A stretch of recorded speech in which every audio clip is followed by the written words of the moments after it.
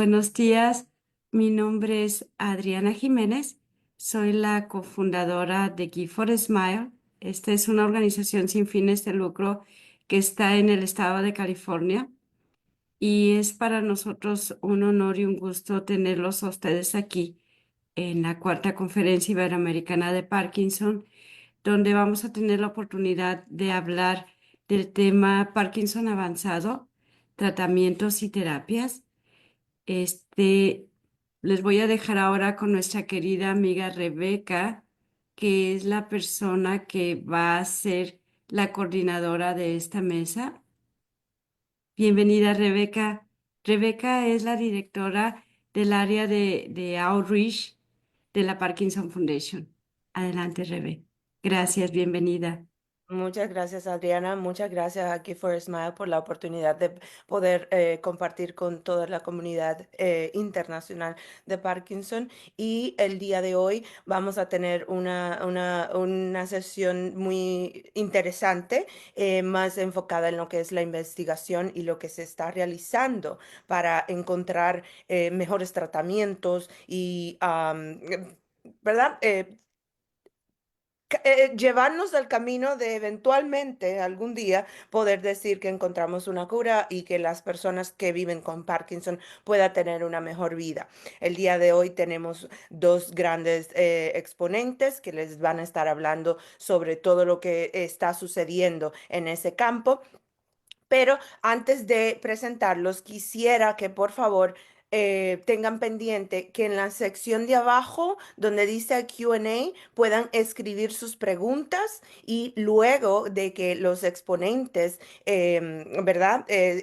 Presenten sus presentaciones, ustedes van a tener la oportunidad de que ellos respondan sus preguntas. Así que por favor, escríbanla ahí debajito donde dice la Q y A, y ahí las vamos a estar leyendo y la vamos a estar preguntándoles a los expertos exponentes del día de hoy. Y sin más, quisiera presentarles o introducirles a lo que el doctor Ignacio Mata, que es actualmente un personal asociado del Instituto de Medicina Genómica de la Cleveland Clinic Foundation y profesor adjunto de medicina molecular de la Cleveland Clinic Learner College of Medicine del Case Western Reserve University en la Cleveland Clinic, Ohio, Estados Unidos.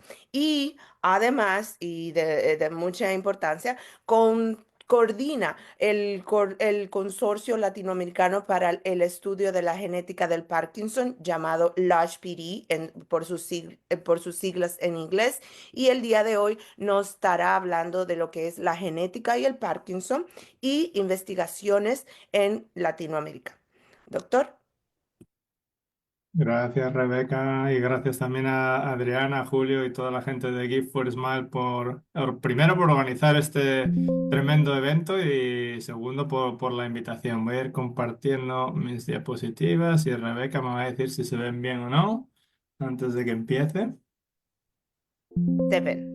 Perfecto, Perfecto. gracias. Muy bien, pues nada, el tema del que quería hablar hoy es la genética y explicar un poco cómo pienso que la genética nos está ayudando a conocer un poquitito mejor lo que es la enfermedad y como decía muy bien Rebeca, creo que quizás sea el factor determinante que nos ayude a encontrar nuevos fármacos que nos ayuden a curar la enfermedad. Como sabéis, pues actualmente todos los fármacos que tenemos es para hacer tratamiento de los síntomas que aparecen con la enfermedad, pero no conseguimos enlentecer o parar la enfermedad y esa pues lógicamente es una de las metas que todos los que nos dedicamos a la investigación de Parkinson pues queremos hacer.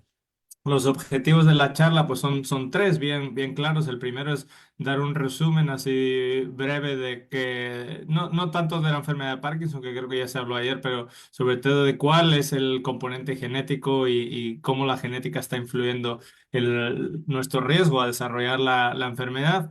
Y después, como el título bien dice, pues hablar un poco sobre qué es lo que estamos haciendo en Latinoamérica y por qué es importante estudiar nuestra comunidad y qué ventajas va a tener el tener esta información para posibles tratamientos en un futuro. Y al final comentar un poco, pues, algunas de las cosas nuevas que estamos haciendo que pensamos que van a ser determinantes a la hora de poder encontrar esos nuevas terapias y esas nuevas o una cura en un futuro, esperemos que no muy lejano. Eh, Así que nada, para comentar, quizás esto se explicó ayer, pero una de las cosas yo creo que más cabe resaltar es que la enfermedad de Parkinson afecta a personas en todo el mundo. No hay ningún país en el mundo donde no aparezca. Sí que hay varios estudios que indican que quizás la prevalencia de la enfermedad, o sea, el número de pacientes que se diagnostican y que aparecen en distintas zonas del mundo podría ser diferente. Aquí se pone por colores, cuanto más oscuro el color hacia el rojo, quiere decir que hay más casos, los azules son menos casos. Y como puedes ver, hay regiones en Latinoamérica, por ejemplo, o en África, que parece que hay menos casos. Sin embargo, hay que tener esto también, hay que tener un poco de precaución cuando analizamos esto, pues porque muchos de estos países de bajo o medio income, ¿sí? Hay menos estudios epidemiológicos y por lo tanto sabemos menos. O sea que quizás no quiere decir que haya menos pacientes de Parkinson, sino que hay pocos estudios y por lo tanto los números no son muy exactos. Sí que está claro, y esto se ha publicado mucho en el pasado, que la cantidad de personas que son diagnosticadas con Parkinson cada año está en incremento y no sabemos muy bien el por qué. Una de las causas puede ser porque vivimos un poco más cada vez, porque tenemos mejor salud, pero también es verdad que eso no explica todo el incremento tan grande que existe. De hecho, se piensa que el Parkinson en unos años podría ser la enfermedad neurológica más común, pasando al Alzheimer, que ocurre en la actualidad la enfermedad neurológica más común.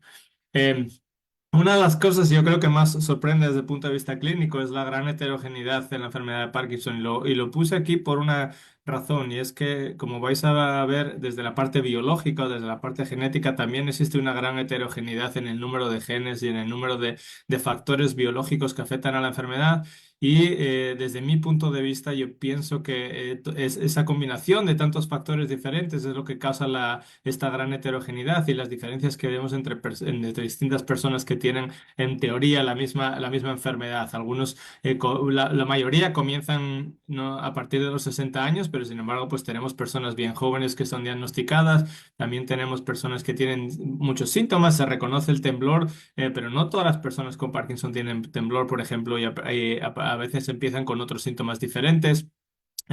A veces también la progresión puede ser muy lenta. En el caso de, por ejemplo, las personas jóvenes normalmente tienen una progresión mucho más lenta que no las personas que son diagnosticadas más tarde en su vida. En el cerebro, la mayoría de las personas con Parkinson pues tienen los cuerpos de Levy, pero ahí aparecen otras sustancias también agregados en el cerebro que son diferentes entre distintas personas con Parkinson. Y todo esto pues por ahora todavía no lo podemos explicar, pero pienso que la genética pues nos va a dar una parte importante para poder entender esta heterogeneidad. La causa de la enfermedad de Parkinson, bueno, sabemos que es la pérdida de dopamina, ¿sí?, en la sustancia negra del cerebro.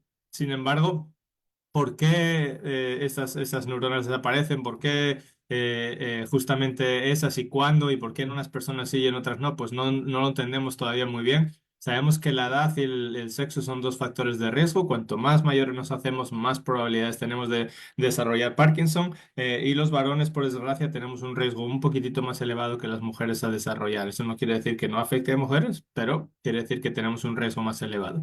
Y después hay muchos factores ambientales. He puesto algunos de ellos aquí en la lista que parece que también tienen un papel importante al incrementar el riesgo de desarrollar la enfermedad. Muchos de ellos es exposición a factores ambientales, químicos, pesticidas, también traumatismos cerebrales y todo esto pues se ha visto en muchos estudios en todo el mundo, en estudios de epidemiología. También hay factores que se piensa que pueden ser protectores, pero pues esos están un poco menos claros. Y después lo que nos interesa hoy es la mirar la genética. Siempre hay que tener en cuenta que la genética va también en conjunción con el ambiente, como voy a comentar en un minuto. Simplemente quería explicar qué es la genética así en general. Y básicamente la genética es lo que hace que nosotros nos parezcamos mucho a nuestros familiares, a nuestros papás, a nuestras mamás, pero también nos hace diferentes a cada una de las otras personas que no son miembros de nuestra familia, ¿sí? Esa es la información que tenemos en nuestras células, se pasa de generación en generación. Y además de todo el aspecto físico que nos afecta, ¿sí? Que tengamos los ojos azules o que unos pues, se queden calvos y otros no, todo eso, pues eso se hereda a través de la genética, pero también el riesgo de desarrollar ciertas enfermedades. Y es la razón por la cual, por ejemplo, en distintas familias, pues hay problemas cardíacos, hay problemas de cáncer, hay problemas de Parkinson, ¿sí? Porque la genética, pues, juega un papel importante a la hora de desarrollar y modificar el riesgo de desarrollar estas enfermedades. Entonces, ¿por qué es importante investigar la genética? Pues porque, y sobre todo en el Parkinson, pues nos puede permitir de cierta manera, incluso antes de que una persona desarrolle el Parkinson, entender quién es aquella persona que tiene un riesgo más grande a desarrollarlo y por lo tanto, pues podemos empezar a hacer estudios mucho antes, podemos intentar tratar la enfermedad mucho antes de que aparezcan los síntomas y tener una mayor probabilidad de poder tener un efecto grande sobre el desarrollo de la enfermedad. La otra cosa es que también una persona cuando ya desarrolla la enfermedad, como está pasando ahora en el cáncer, por ejemplo, que la genética nos ayude a entender un poco mejor qué tipo de Parkinson esa persona tiene, ¿sí? Y que podamos diseñar terapias que sean más efectivas para ese grupo de Parkinson. Esto es lo que se llama la medicina de precisión o medicina personalizada, que voy a comentar después más tarde, pero simplemente quería mencionarlo porque estas son dos cosas muy importantes por las cuales es muy interesante el tener este conocimiento de la genética. El Parkinson de por sí no es una enfermedad genética. ¿Qué quiere decir? Que no en todas las familias, o sea, no todas las personas con Parkinson tienen otro familiar afectado, ¿sí? De hecho, menos del 20% de personas con Parkinson tienen otro miembro de su familia que esté afectado. Esos son los que llamamos esporádicos, ¿sí? Personas esporádicas donde no existe una historia familiar de la enfermedad. Si fuera una enfermedad puramente genética, pues veríamos que el 100% de las personas tendrían, o sea, tendrían otros familiares afectados y la enfermedad básicamente pasaría de generación en generación.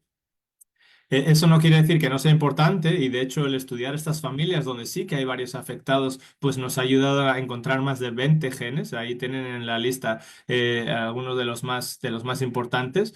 20 genes que están asociados a la enfermedad de Parkinson y donde variantes genéticas y cambios en el genoma dentro de estos genes, pues puede hacer que una persona sí que desarrolle la enfermedad de Parkinson. En azul he puesto los que son más comunes. Hay 7 genes.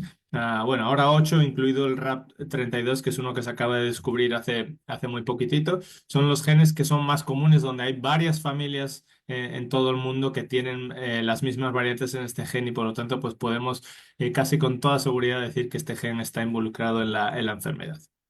Pero como decía, eso no quiere decir que la genética no juegue un papel importante en el resto del 80% donde no existe esa historia familiar de la enfermedad. Y de hecho la genética puede jugar un papel importante en lo que es el riesgo de desarrollar la enfermedad. Para encontrar esos factores de riesgo genético, lo que hacemos es comparar grandes grupos de pacientes con grandes grupos de controles sanos que están pareados en edad y sexo. Y eso nos permite identificar si hay ciertas variantes genéticas que están más prevalentemente encontradas en un grupo que en el otro. Si están más frecuentes en los pacientes, pues diríamos que esa variante incrementa el riesgo de desarrollar la enfermedad. Si está más presente en controles, quiere decir que podría ser una variante protectora y que hace que esa variante te rebaje el riesgo que tienes a desarrollar la enfermedad. Y utilizando la combinación de todas estas variantes, pues podemos calcular esto que se llama el puntaje de riesgo poligénico, que nos podría ayudar en un futuro a encontrar o a identificar a aquellas personas que están en un alto riesgo a desarrollar la enfermedad, incluso mucho antes de que aparezcan esos síntomas, como decía. Estos estudios ya se han hecho en la enfermedad de Parkinson. Aquí hay una lista de todos los estudios. En rojo están los que se han hecho en población europea, en azul los que se han hecho en población asiática. Y como podéis ver, en el último que se ha publicado había más de 90 variantes diferentes que afectan al riesgo a desarrollar la enfermedad de Parkinson, ¿vale?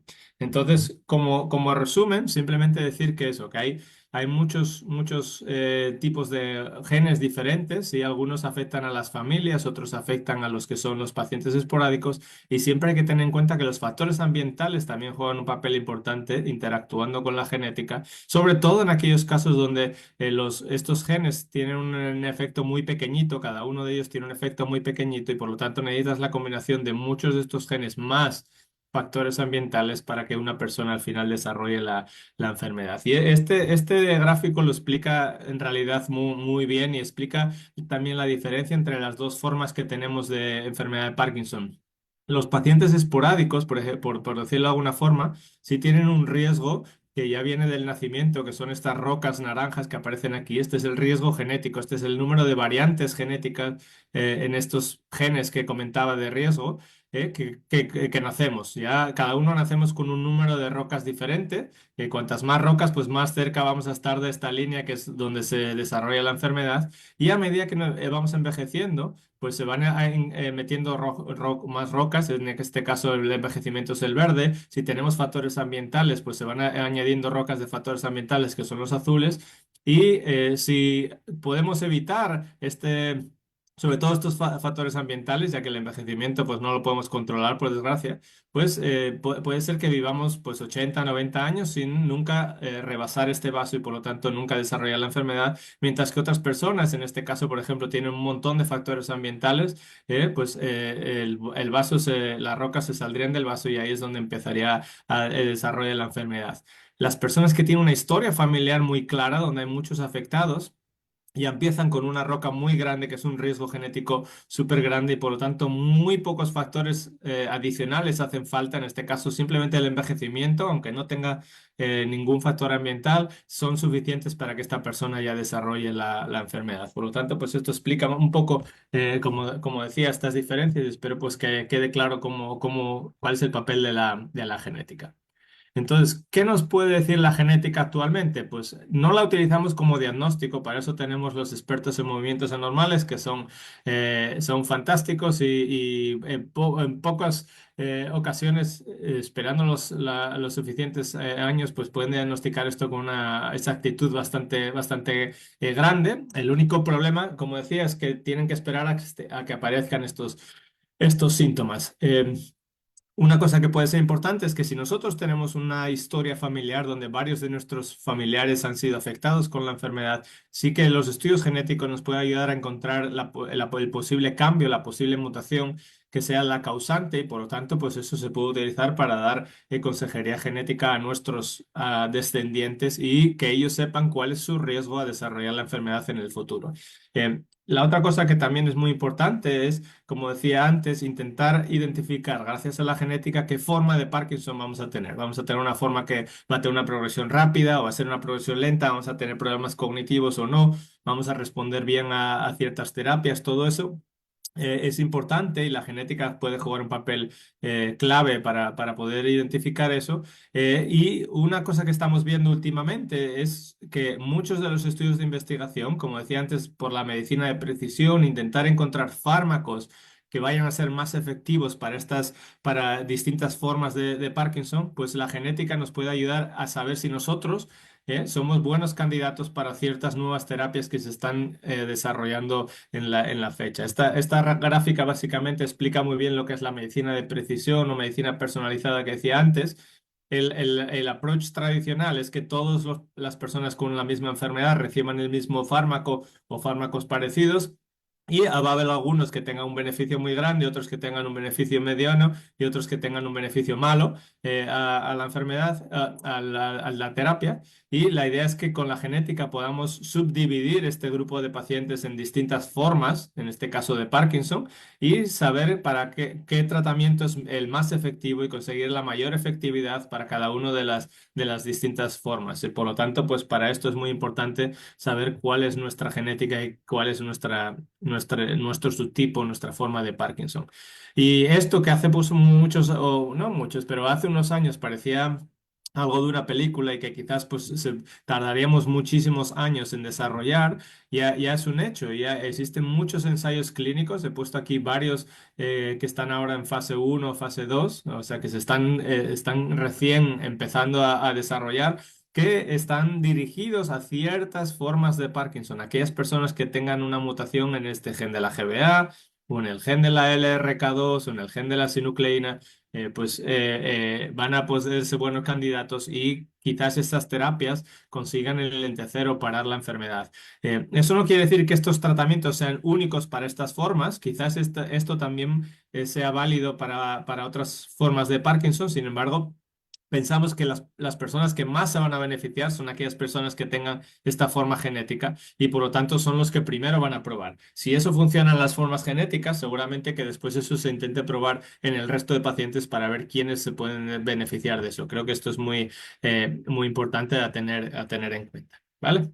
Entonces, hasta aquí fue un poco del resumen de la enfermedad y ahora voy a contar un poquitito lo que estamos haciendo en Latinoamérica y sobre todo, como decía Rebeca, ya que yo soy el coordinador, pues un poco lo que estamos haciendo desde el consorcio latinoamericano, el ArchPD, que tengo la suerte de formar parte.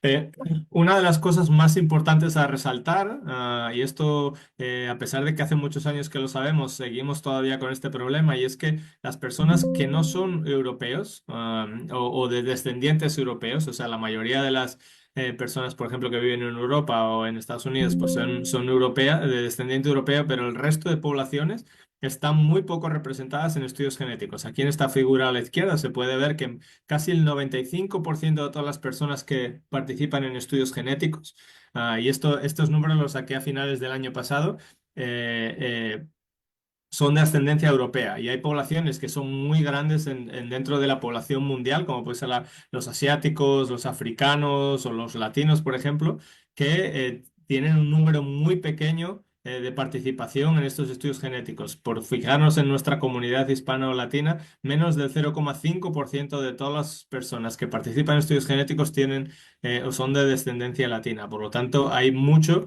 o sea, la mayoría de lo que conocemos es de estas poblaciones y hay muy poco que conocemos del resto de las poblaciones.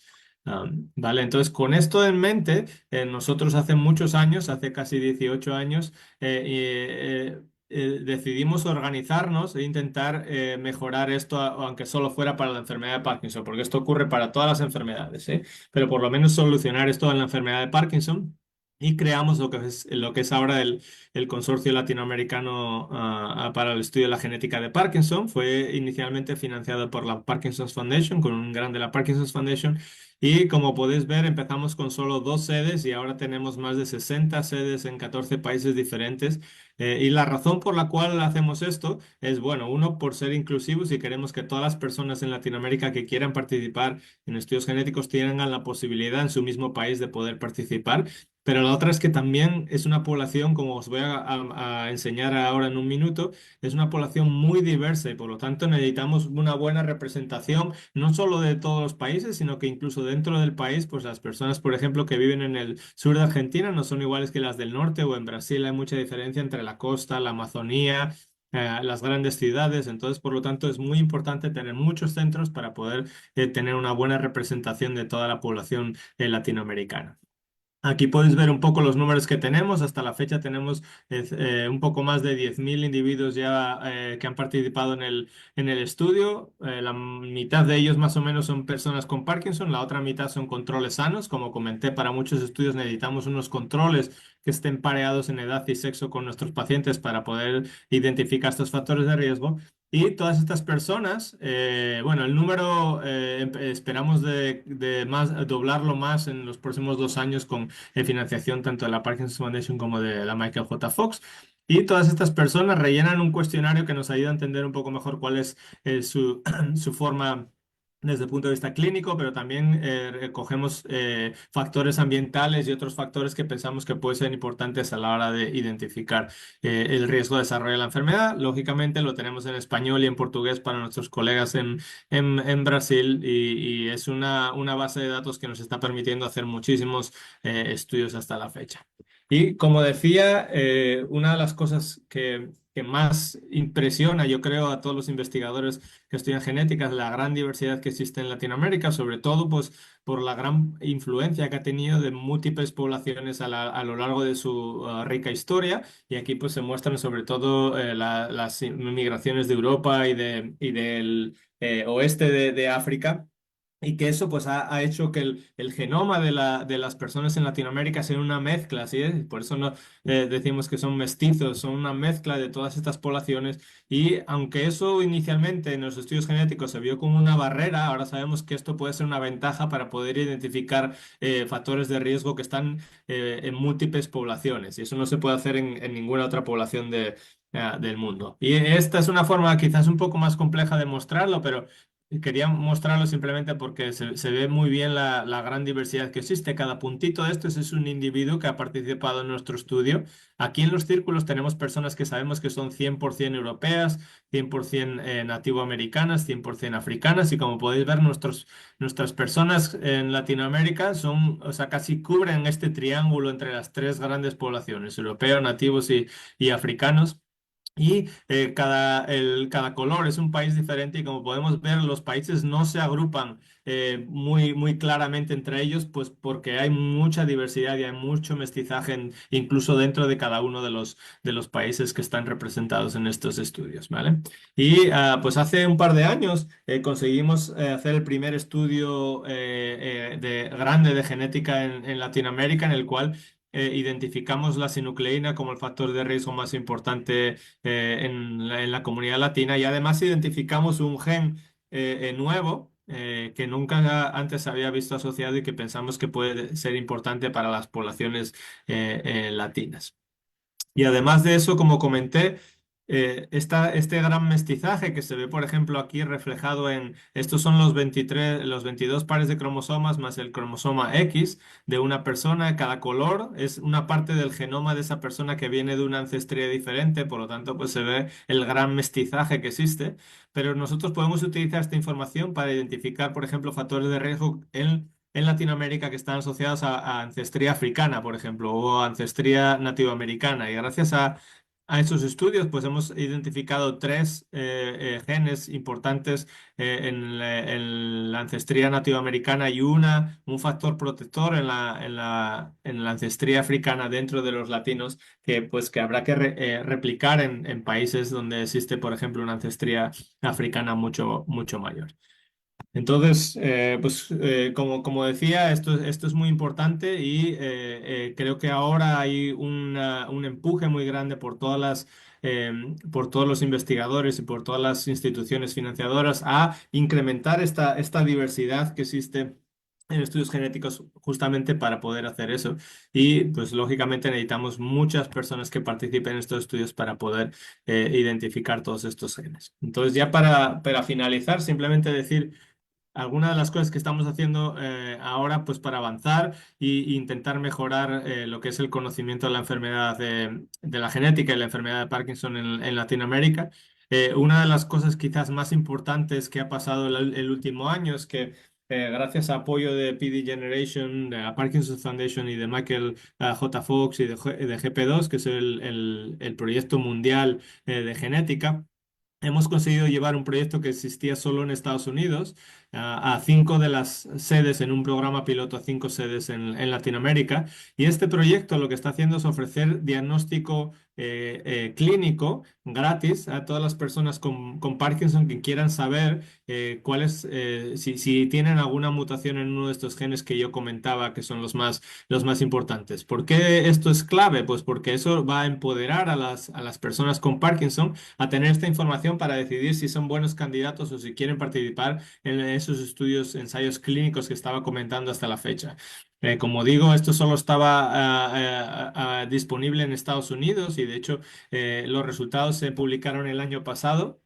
Se reclutaron más de 15.000 individuos en todo Estados Unidos, y de ellos el 13% resultaron positivos para una mutación en uno de estos genes, y por lo tanto pues podrían participar. Si es que hubiera un ensayo clínico para esos genes, pues podrían participar. De hecho, más de la mitad son GBAs, y como comenté antes, hay varios ensayos clínicos ya destinados a la mutación de GBA, y el otro más común es el LRK2, para el que también hay ensayos clínicos. Por lo tanto, estas personas pueden ahora intentar identificar dónde se están haciendo estos ensayos y decidir si quieren participar o no.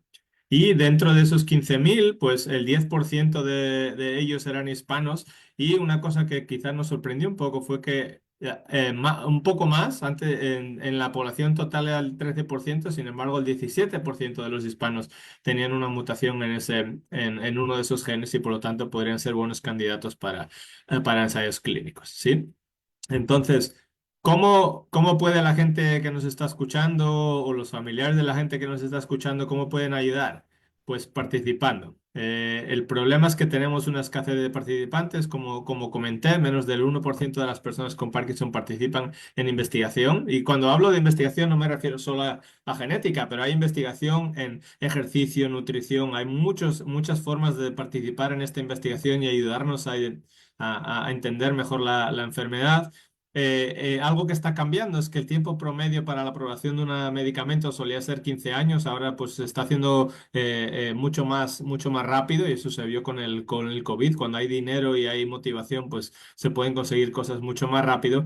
Y uno de los problemas que tenemos y por lo cual eventos como este son tan importantes es que los proveedores de atención médica, los pacientes mismos, em, los familiares muchas veces no saben que hay investigaciones. De hecho, mucha gente no sabe en Latinoamérica que ellos pueden acceder a estudios genéticos a través de sus centros tratantes y por lo tanto, pues eso es algo muy importante y creo que pues nos empodera a nosotros el tener este conocimiento para nosotros ir a nuestro neurólogo y decir, yo quiero participar en investigación, qué proyectos de investigación se están llevando a cabo y cómo puedo participar. Así que la solución para este problema es sin duda alguna que las personas participen y sin la participación tanto de las personas con Parkinson como los controles sanos, como decías, para muchos estudios esto es muy importante, pues van a ser la clave para poder encontrar una cura y mejores medicamentos. Así que con eso simplemente decir que todos juntos pues podemos hacer más, el equipo hace la fuerza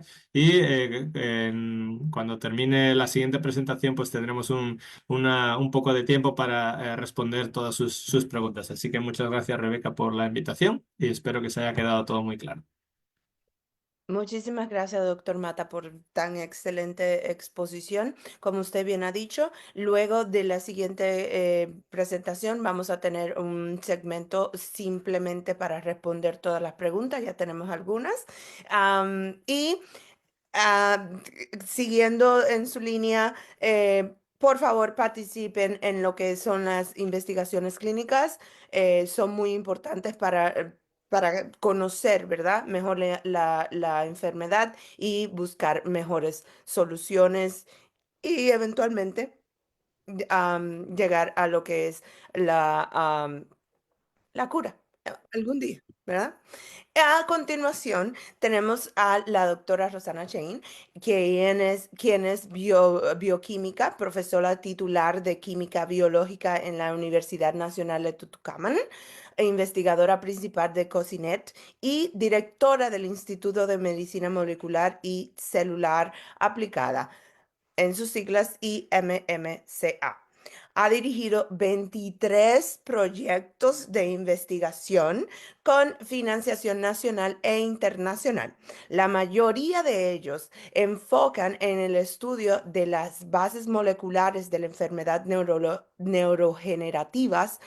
Es investigadora de dos presentes licenciadas en SkyoBio Company. Company. Perdón, no sé si lo dije bien. Pero en este caso no va a estar hablando de lo que es Pegasus, avanzando hacia un tratamiento neuroprotector para el Parkinson. Doctora, por favor, bienvenida. Hola, buenas Gracias por estar. tardes. Buenas tardes para nosotros, buenos días para los que están en otro uso horario. Muchísimas gracias por darme la oportunidad de contar lo que nosotros estamos haciendo en nuestro laboratorio y de, de conocerlos y conocer toda esta iniciativa, haber tenido el lujo de haberlo escuchado al doctor Mata, así que muchísimas gracias. Ahora voy a intentar presentar y se ve la Se ve su pantalla. presentación en pantalla completa, Sí, Rebeca. sí, estamos bien. ¿Me escucha? Perfecto, bueno, veamos que sí, se escucha, ¿me escuchan bien? Hola, Sí, Sí, escuchamos. perfecto. Mejor apaga la cámara, yo creo mejor. Cámara, apago sí. la cámara, apago la cámara. Mi cámara apago. A ver, a ver.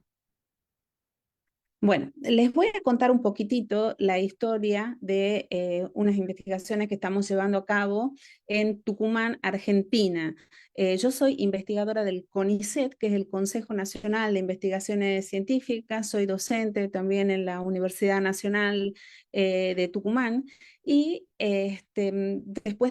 y toda mi vida me he dedicado básicamente a estudiar la estructura de las proteínas, ¿no? Desde que he comenzado mi doctorado allá por 1995, he estudiado simplemente cómo son las proteínas, cómo es su forma, cómo actúan, qué pasa, cómo cambia la función cuando cambia una forma.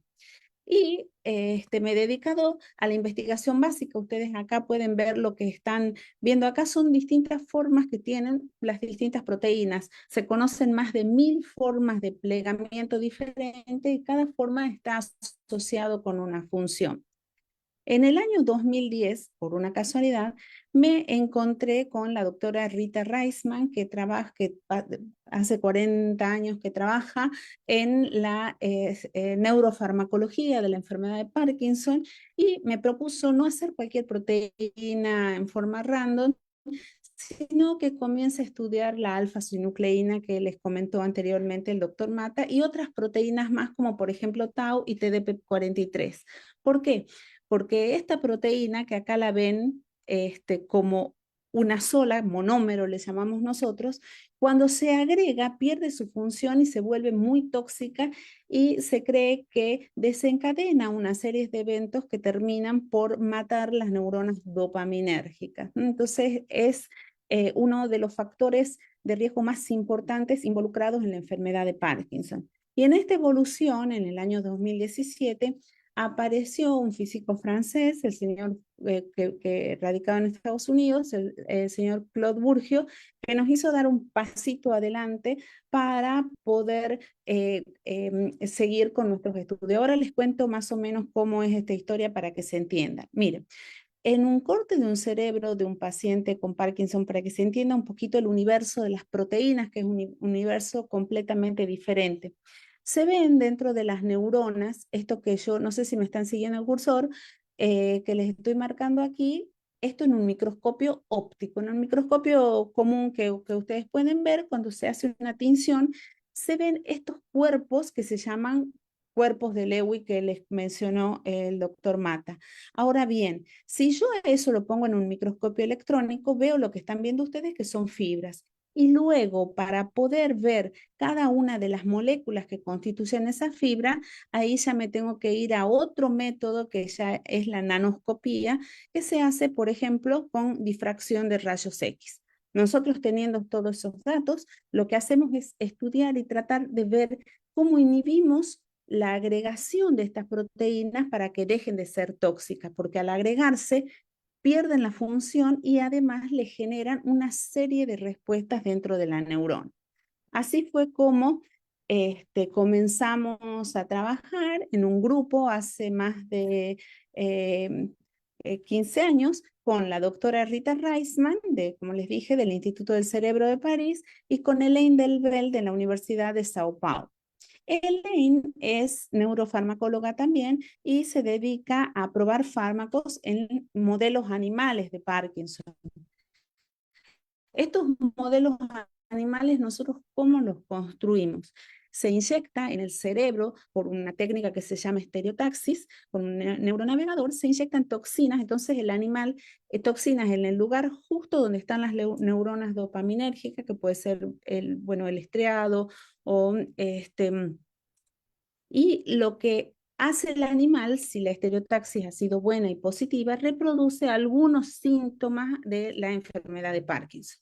Entonces, había uno de los discípulos, uno de los becarios de Elaine, era excelente haciendo este trabajo que es bastante artesanal y de 10 animales que probaban, los 10 enfermaban, o sea, eso significa que era muy exitoso. Entonces lo contrataron para ir a hacer un postdoctorado en París y para producir modelos de experimentación para probar otras cosas que estaban midiendo. Cuando llegaron a París, cuando llegó Marce a París, resulta que realizaba las estereotaxis y los animales no enfermaban. Cambiaron, como hacemos los científicos, cuando no podemos reproducir las cosas, cambiamos el lote de ratones, en París los animales no enfermaban, cambiaron el lote de la 6-hidroxidopamina, que es lo que se les inyectaba a los ratones para matar las neuronas dopaminérgicas, y los animales no enfermaban. Entonces, pasaron varios meses y normalmente en un laboratorio, cuando no podemos reproducir las cosas, empezamos a ponernos tremendamente nerviosos y se decidió que intentar hacer, de seguirlo a este becario para ver qué estaba haciendo simplemente, ¿no? Y lo que se dieron cuenta, una técnica que lo siguió, es que él estaba dando de comer a los animales con una bolsa de pienso de alimentos que era para otro lote y que tenía, esa bolsa de pienso tenía doxiciclina, porque se lo usaba para, se lo usa mucho para expresar o reprimir genes. Entonces ahí nos surgió la pregunta, ¿no será que la doxiciclina está actuando de neuroprotector? Entonces, el grupo de la doctora Reisman, que durante muchísimo tiempo ellos son expertos en neuroinflamación. ¿Por qué? Porque cuando se produce toda esta hecatombe que desencadena la sinucleína cuando se agrega, hay una respuesta inflamatoria en el cerebro que agrava un poco más el efecto de la sinucleína y se entra en un círculo vicioso, ¿no? Porque la neuroinflamación produce estrés oxidativo, el estrés oxidativo ayuda a que se agregue más alfa-sinucleína y se amplifica este círculo vicioso tóxico. Entonces ellos estudiaron la neuroinflamación y publicaron en ese momento un excelente trabajo en GLIA, donde pudieron demostrar que sí, que la doxiciclina inhibía el proceso de neuroinflamación. Eso ya más o menos se sabía porque las tetraciclinas, la doxiciclina, ustedes la reconocerán porque sí, es un antibiótico que normalmente en la clínica médica se usa y desde hace 50 años para el acné, para diversos tratamientos, pero también se la usaba sobre todo los odontólogos como antiinflamatorio. A bajas dosis tiene efecto antiinflamatorio. Entonces, la pregunta es, ¿puede un fármaco reposicionarse para una nueva indicación? Entonces, si podría llegar a servir, bueno, primero hay que mostrar una serie de datos experimentales y para poder entrar directamente a fase 2 y a fase 3. Entonces, ¿qué es lo que nos pasó en ese momento? Nosotros comenzamos a estudiar que no lo habían hecho a eso en Francia. ¿Qué es lo que pasaba con la doxiciclina y la agregación de la alfa-sinucleína? Y pudimos demostrar, nosotros somos expertos en biofísica molecular, pudimos demostrar, y se publicó muy bien, que la doxiciclina era capaz de inhibir in vitro y en cultivos celulares y en animales de experimentación muy pequeños, que son unos gusanos microscópicos que usamos nosotros, que inhibía la agregación de la alfa-sinucleína. Una vez que teníamos inhibida la agregación de la alfa-sinucleína, se aplacaba todo el proceso neuroinflamatorio y disminuía mucho el estrés oxidativo. ¿Por qué? Porque las tetraciclinas son excelentes antioxidantes per se. Entonces nosotros decimos, wow, estamos felices porque tenemos algún neuroprotector útil que puede llegar a estar sirviendo, pero nada más lejos de la realidad. ¿Por qué? Porque para cambiar la indicación de un fármaco, sí o sí se necesita un ensayo clínico, y para un ensayo clínico obviamente se necesita mucho dinero. Entonces fuimos a las diferentes farmacéuticas que están en Francia y en Suiza y que estaban muy a mano, para ver si conseguíamos financiación para realizar un ensayo clínico con la doxiciclina, pero teníamos dos problemas muy grandes. El primero es que la doxiciclina tenía su patente expirada, entonces ninguna farmacéutica iba a invertir dinero en algo que después no iba a poder recuperar. Y segundo, y más importante todavía, es que es un antibiótico, entonces puede llegar a producir alteraciones en la flora intestinal, en toda la microbiota y con todo lo que se conoce de la microbiota. Y lo más importante es que habían 2 ensayos clínicos con un primo hermano de la doxiciclina, que se llama minociclina, que seguramente también la habrán escuchado nombrar, en el que dieron negativos. O sea, el tratamiento en individuos en 18 meses, en individuos con Parkinson, con y sin minociclina, no daba diferencias significativas. Entonces, no conseguimos en ese momento, no pudimos conseguir financiación para hacer un ensayo clínico de cambio de indicación. Entonces, cuando surgió lo de la minociclina, ahí nos preguntamos qué está pasando, por qué la minociclina, por qué dio negativo ese ensayo clínico, ¿no? Y nosotros somos biofísicos moleculares, hacemos mucha química, entonces decidimos intentar entender, no quiero que entiendan esta diapositiva, pero nosotros sí queríamos intentar entender estructuralmente qué diferencia había entre la doxiciclina y la minociclina, porque hicimos lo mismo que habíamos hecho con la doxiciclina, probamos si era capaz de inhibir la agregación de la sinucleína y la minociclina no la inhibía, no hacía absolutamente nada. Entonces, a ver, acá he tenido, perdón, ¿no? Entonces, ¿qué es lo que ocurría? Lo miramos estructuralmente como por nuestra formación profesional. No pretendo que entiendan este gráfico, pero si se fijan, la doxiciclina, que nosotros la llamamos DOX, tiene un globo naranja. Ese es un grupo químico que le llamamos dimetilamino, que le da potencia antibiótica. La minociclina tiene 2 de estos grupos.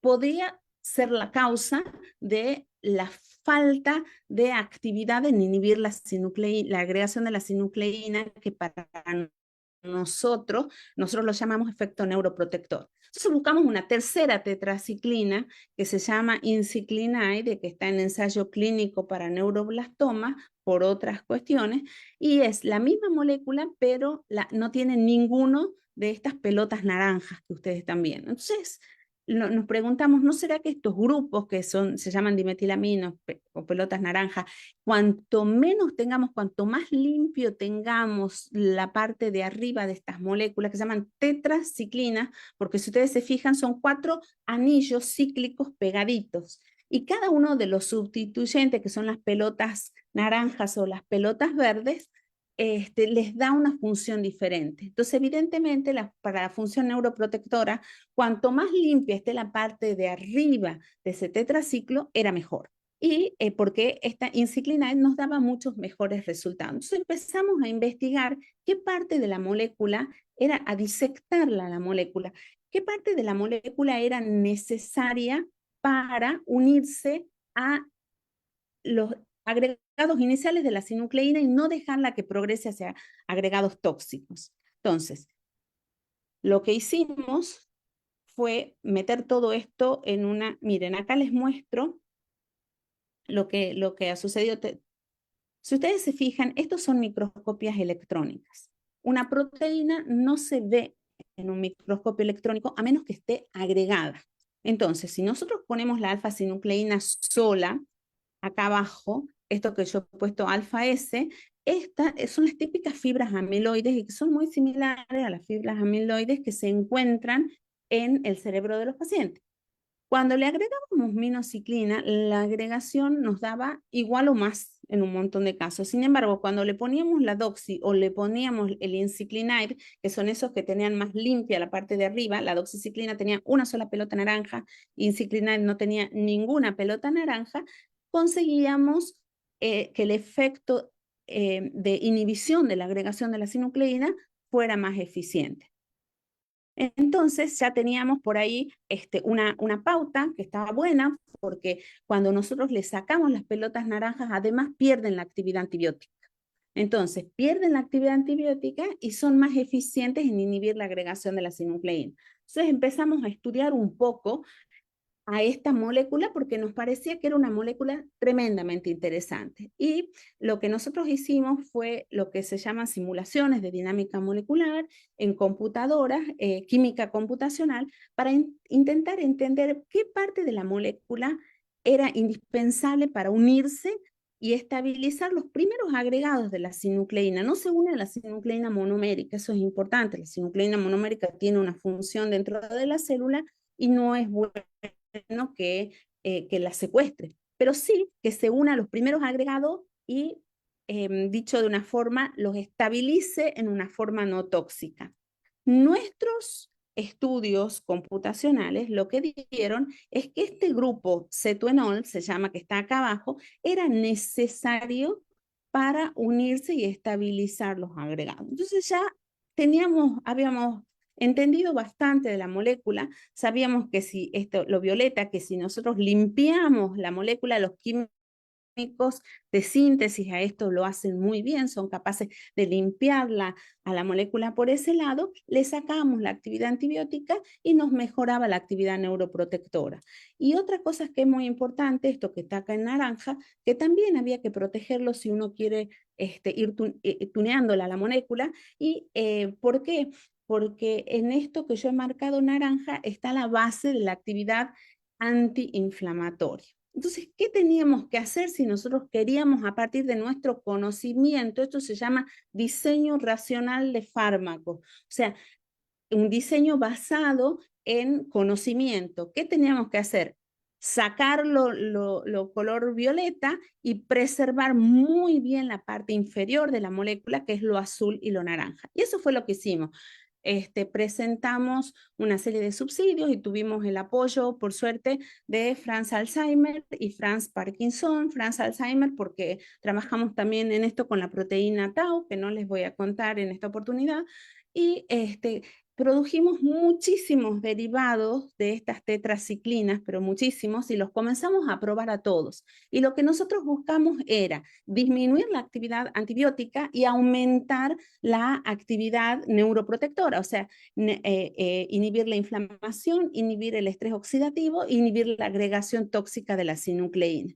Y probamos a todas, y lo que les puedo contar, por ejemplo, es que todas las que teníamos, tal cual, nuestra prueba de concepto, la prueba de lo que nosotros habíamos hecho con simulaciones computacionales, lo pudimos comprobar experimentalmente.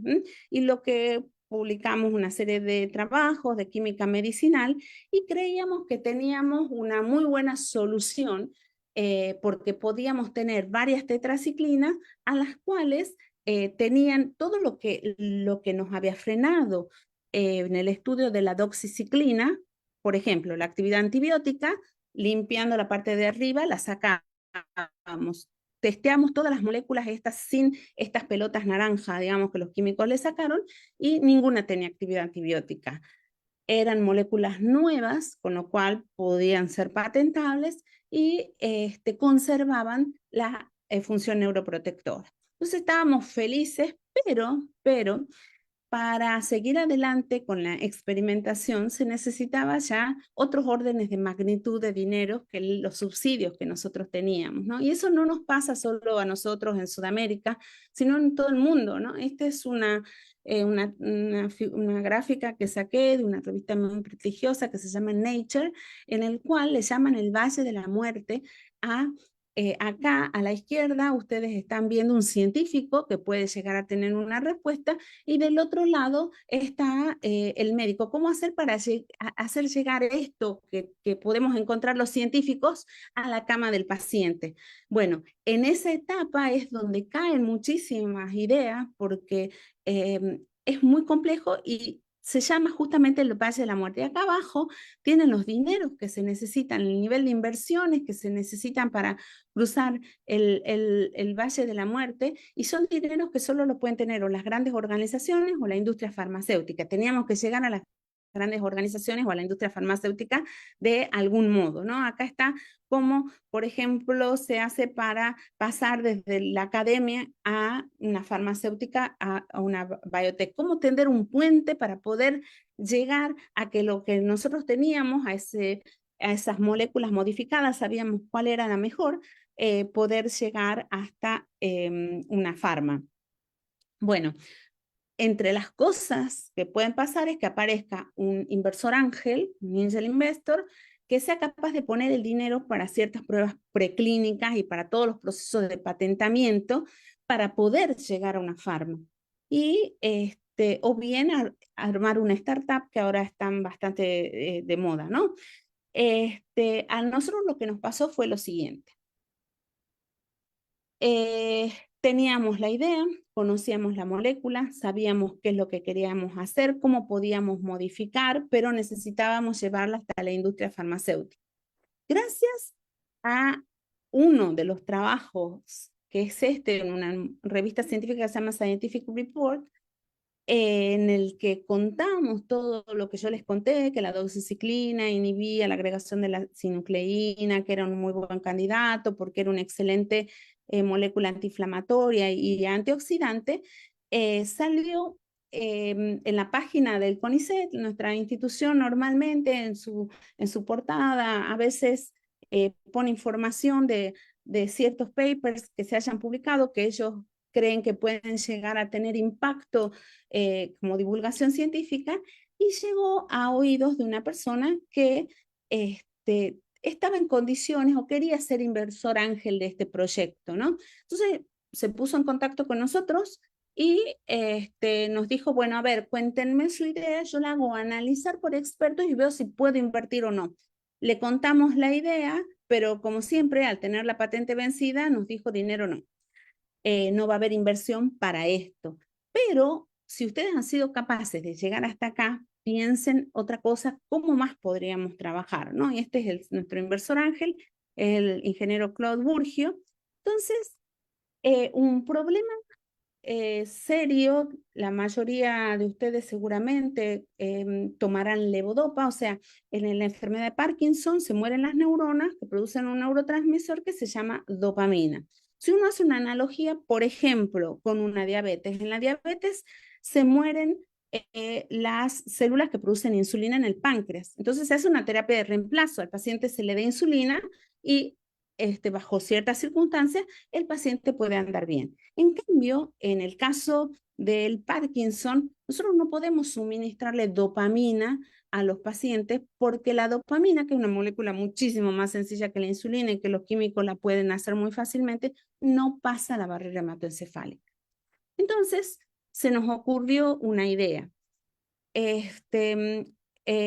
A la dopamina se la suministra normalmente como levodopa, que es un aminoácido que es precursor de la dopamina y puede llegar hacia el cerebro porque utiliza los transportadores, que son unas puertas de entrada que tienen distintas moléculas. Ustedes piensen que el cerebro está súper protegido, no todo lo que pasa a la sangre llega al cerebro porque pasan solo moléculas muy pequeñitas, muy hidrofóbicas, y para las moléculas que el cerebro necesita, tiene puertas de entrada. Entonces, utilizaban la puerta de entrada de los aminoácidos y la levodopa, y en el cerebro se convertía en dopamina. ¿Qué es lo que pasa? Bueno, lo que todos sabemos, que tiene que ser suministrada con carbidopa para mejorar la estabilidad y que pueda llegar a mayor cantidad de levodopa a la puerta de entrada para poder pasar al cerebro. Entonces, nosotros nos preguntamos, las tetraciclinas pasan muy bien la barrera hematoencefálica, mucho mejor que muchos aminoácidos. Y entre las puertas de entrada de las tetraciclinas, por ejemplo, hay una puerta que se llama OAT3, que es un tipo especial de transportador. Entonces, nuestra idea fue la siguiente: ¿por qué en lugar de transformarla la dopamina en un aminoácido levodopa y que use la puerta de entrada de los aminoácidos, ¿por qué no pegarla la dopamina a una tetraciclina que sea no antibiótica y usar otra puerta de entrada, que es la puerta de entrada de las tetraciclinas, que se llama OAT3? En ese caso no necesitaríamos de carbidopa, que es el problema del estabilizador. Entonces, bueno, le presentamos esta idea, le pusimos de nombre Pegasus a la idea por el caballo alado, ya ahora les cuento por qué. La hizo analizar por diferentes referentes y parecía una idea que era buena, sí, obviamente sí funcionaba. Le pusimos el caballo alado porque en un momento pensamos ponerle Troya. ¿Por qué? Porque era disfrazarla a la dopamina para que pueda entrar en el cerebro tal cual como los soldados en el caballo de Troya. Pero le pusimos Pegasus porque en el caso del caballo de Troya, el caballo era de madera y no tenía absolutamente ninguna actividad. En cambio, en Pegasus sí. ¿Por qué? Porque el transportador es la doxiciclina que tiene actividad neuroprotectora. Entonces era un caballo que tenía actividad además de transportarla a la dopamina. ¿De dónde salió esta idea tan loca en un principio? Porque nosotros había una época que estábamos obsesionados con el tema de que necesitábamos hacer un ensayo clínico con la doxiciclina, que obviamente no nos permitían en ningún hospital porque por la actividad antibiótica de la doxiciclina podía generar una resistencia tremenda a toda una familia de antibióticos y los infectólogos no iban a permitirlo. Sin embargo, en un hospital muy importante de Buenos Aires, que tiene la unidad de desorden de movimiento más grande de Latinoamérica, les gustó la idea y consiguieron la aprobación del Comité de Bioética para administración compasiva de la levodopa junto con la doxiciclina. Y me llaman por teléfono cuando comenzó el ensayo clínico, que después se discontinuó por la pandemia, pero que tenían que reducir la dosis de levodopa que le daban a los pacientes y que los pacientes estaban más tiempo en ON. Entonces, ahí nosotros decíamos, bueno, a ver, en una de esas algo está pasando. ¿Qué tal si la unimos químicamente, ¿no? Y conseguimos que cruce mejor la barrera hematoencefálica porque utilice la otra puerta de entrada y además que tenga la función neuroprotectora, que normalmente el levodopa carbidopa no tiene función neuroprotectora. Entonces, esa fue la idea inicial. Entonces, nosotros lo que hicimos fue lo siguiente, miren, esto es un resumen de lo que les estoy contando. Lo que ven acá es la barrera hematoencefálica, esto negro, que le pongo con el nombre de BBB. Esta es la dopamina, que tiene lo que está en naranja, las bolas naranjas, son grupos cargados con carga eléctrica, con lo cual no pueden pasar la barrera hematoencefálica y por eso se la utiliza como levodopa, que usa el LA3, que es este transportador, y en el cerebro se convierte en dopamina. Ahora, ¿qué es lo que pasa? Como hay descarboxilasas periféricas, se pone la carbidopa, se la administra junto con la carbidopa y en ese caso llega más cantidad, que tampoco es mucho, es un 1%, llega más cantidad de levodopa al sistema nervioso central. Nuestra idea era, en resumen, básicamente, utilizar en lugar de ese transportador otra puerta de entrada, los OAT3, y ahí conseguir qué. Entonces, básicamente lo que nosotros hicimos, esto lo cuento siempre porque me parece muy gráfico, la rueda la inventó la civilización sumeria. Las maletas se las conocen desde la Edad Media, sin embargo, las maletas con rueditas desde el año 1967, o sea, nos hemos perdido un montón de tiempo de sumar dos cosas que son útiles y los que somos más mayores hemos transportado valijas acarreándolas, ¿no? Entonces, bueno, esto era lo mismo, más o menos, juntar dos cosas que se conocían, que unirlas químicamente, que habían nacido en este caso en la misma época, y formar nuestra nueva molécula que la llamamos Pegasus, que ya les conté por qué. Entonces, lo que había que conseguir ahora era un buen químico que se anime a hacer todo esto, porque químicamente no era sencillo. Modificarla a la doxiciclina para sacarle la actividad antibiótica, preservando toda la neuroprotectora y pegarla a la dopamina sin que la dopamina pierda su actividad de agonista dopaminérgico. ¿Se entiende? Entonces, bueno, así fue como conectamos con el doctor Oscar Varela, un gran profesor de la Universidad de Buenos Aires, un químico de síntesis realmente de primera línea, y después de mucho tiempo y con con una síntesis química muy compleja. Tenemos acá nuestra molécula, que es lo que ustedes ven abajo, que tenemos nuestro Pegasus, nuestra valija con rueditas. Entonces nosotros lo que hicimos en nuestro laboratorio, acá le cortamos esta parte, la limpiamos, guardamos esto para que tenga función antiagregante de sinucleína, conservamos esto para que pueda tener función antiinflamatoria.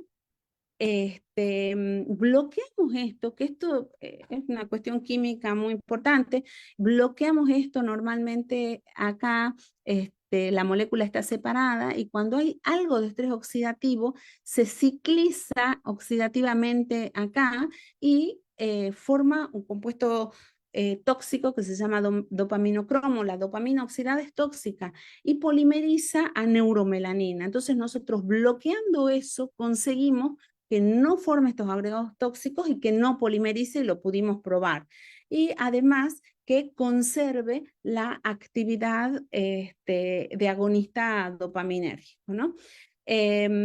Toda la síntesis se hizo, como dije, en la uva, y todas las pruebas estas las hicimos en nuestro laboratorio. Entonces pudimos ver que conservaba parcialmente, casi totalmente, la actividad neuroprotectora de la tetraciclina, no tenía actividad antibiótica, inhibía el estrés oxidativo, conservaba la propiedad de todas las tetraciclinas de ser antioxidantes, inhibía la agregación y el seeding. El seeding es cuando un agregado de sinucleína, luego de matar una neurona, va a la neurona vecina, toma la sinucleína que está monomérica, la convierte en tóxica y así sucesivamente.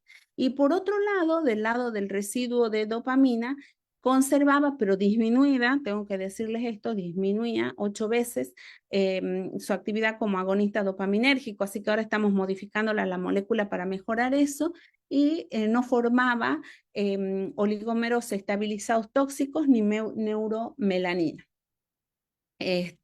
Pudimos hacer primero un PCT en las fases nacionales. La patente ha sido aprobada en Estados Unidos a comienzos de este año, recientemente en Israel, China, y bueno, en los países donde la industria farmacéutica es más importante, y se llevaron a cabo estudios preclínicos en modelos animales de ratones wild type y unos ratones mutantes, y nosotros en nuestro laboratorio trabajamos con este gusanito transgénico que se llama C. elegans, y estos estudios en ratón se hicieron en la Universidad de Georgetown y varias CRO para probar, porque teníamos que probar en distintos grupos que obtengan exactamente los mismos resultados, ¿no? Y se vio que no era tóxica, que era muy segura, que era eficiente. Se estudió toda la farmacodinámica,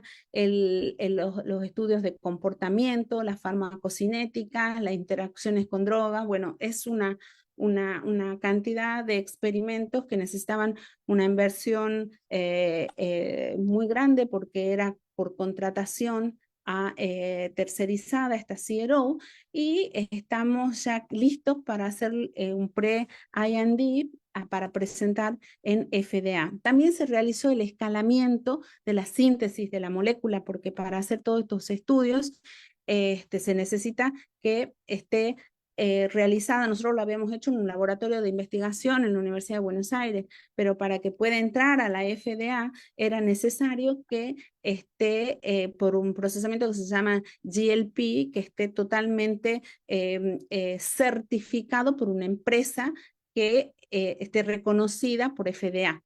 Así fue que hicimos el escalamiento. Sterling pudo hacer el escalamiento, costó muchísimo, y en esto los químicos de la UBA tuvieron un rol clave en que salga adelante, así que tenemos toda la ingeniería del escalamiento del proceso listo, y ahora estamos en 2025 por comenzar el First in Human. Queremos ver si el First in Human primero lo hacemos en Argentina. Estamos presentando todo esto también a la autoridad regulatoria de Argentina, que se llama ANMAT, y preparando el dossier con todos los datos que tenemos para comenzar estos estudios, ¿no? Bueno, esta es mi gente, parte de mi gente. Estos son los que, como les decía, nosotros dependemos del CONICET, que es nuestro Consejo de Investigación de la Universidad Nacional de Tucumán, el Ministerio de Salud y la gente que colaboró mucho en esto, la doctora Reisman del Instituto del Cerebro y de la Médula de París, el ingeniero Burgio, que fundó la empresa SkyBio para el desarrollo de esta molécula, Braindex, que es una pequeña startup en la que nosotros producimos las proteínas recombinantes que usamos para los estudios, los doctores Raúl y Gustavo Mostolaski. Raúl es de la universidad, es un investigador de la Universidad de Harvard, Gustavo de la Universidad de Boston, y no una compañía que nos ayuda con el tema de los cultivos celulares. Y nada, esta es mi gente, mi tierra, y, y todos los proyectos que tenemos en nuestro grupo de trabajo están orientados a conocer las bases moleculares de la enfermedad de Parkinson, pero hemos evolucionado en un escalón porque nos metimos ahora con todo lo que es terapéutica, con diagnóstico. Estamos participando también del LARGPD, que el doctor Mata es el que dirige, y, y bueno, nada, y también agradecer a gente de distintas universidades que nos ayudó muchísimo en todo esto. Bueno, Muchísimas gracias por la gracias, doctora, atención. por su presentación. Ha sido muy interesante aprender y conocer de todo lo que se ha venido realizando y los logros que han, ¿verdad? Complementado dentro de toda su investigación local. Es muy importante y muy relevante. Muchísimas gracias por toda esa exposición. Ahora, como lo prometido es deuda, vamos a estar respondiendo algunas preguntas que ya tenemos para ustedes de nuestra comunidad y tenemos unos minutos, pero pueden seguir incluyendo sus preguntas en el Q&A que está abajito en el Zoom y ellos estarían respondiéndolas directamente, pero vamos a estar respondiendo esta que están ya, ¿verdad? Que ya tenemos. Entonces, me gustaría iniciar por el inicio. Y es algo que es un tema que siempre trabajamos y más en nuestra comunidad. ¿Qué requisitos, qué necesidad, qué tenemos que tener o qué avance médico o de seguranza deberíamos tener nosotros como comunidad para participar en la investigación? En la investigación, ya sea la HPD, PDGene, ya sea la investigación que se está realizando localmente o en general. Yo puedo hablar sobre lo nuestro. La verdad que cada proyecto es diferente, tanto cada proyecto de investigación como cada ensayo clínico tiene sus requerimientos dependiendo de cuáles sean las metas y cuál, por ejemplo, algunos quizás necesiten personas que están en una fase inicial de la enfermedad versus otras personas que están más avanzadas. En el caso del HPD, como son investigaciones generales para intentar entender mejor la enfermedad, tenemos unos requisitos que son muy mínimos. La persona tiene que ser mayor de 18 años, básicamente. Y después, si tiene Parkinson, pues va al grupo de Parkinson. Si no tiene Parkinson, va al grupo de control. Lógicamente, la forma en la que nosotros trabajamos es que trabajamos con las instituciones locales, como dijo la doctora anteriormente. Por ejemplo, ella es un centro y por lo tanto ella tiene el proyecto aprobado por su comité de ética, tiene sus regulaciones, tiene sus requerimientos, que normalmente pues entre todas las sedes del RSPD son muy parecidas y pues siempre es bueno el intentar hablar con el investigador local para ver si la persona es buen candidato o no. Y también, pues muchas veces contamos con el apoyo del neurólogo que nos puede decir, pues esta persona pues tiene Parkinson o esta persona pensamos que tiene Parkinson, pero a lo mejor no es un Parkinson típico y por lo tanto, pues a lo mejor no es buen candidato. Entonces, yo creo que no hay una fórmula general para todos los proyectos. Creo que lo importante es hablar con el investigador que lo lleva y ver si la persona es buen candidato o no, o eso, hablar con su propio neurólogo y decirle, bueno, yo estoy interesado en participar, qué estudios que usted conozca que yo vaya a ser buen candidato puedo participar. Doctora, quisiera agregar algo o estaría bien con esa pregunta.